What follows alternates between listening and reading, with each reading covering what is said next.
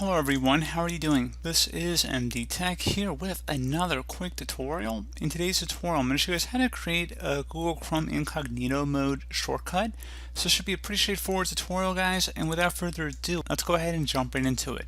So we're going to start off by just right-clicking on a blank area of our desktop, select New, and then select Shortcut.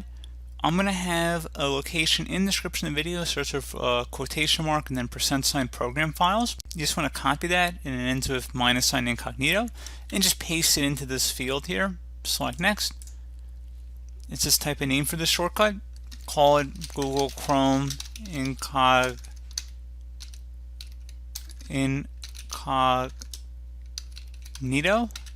mode or whatever you want to call it, and then just tap finish.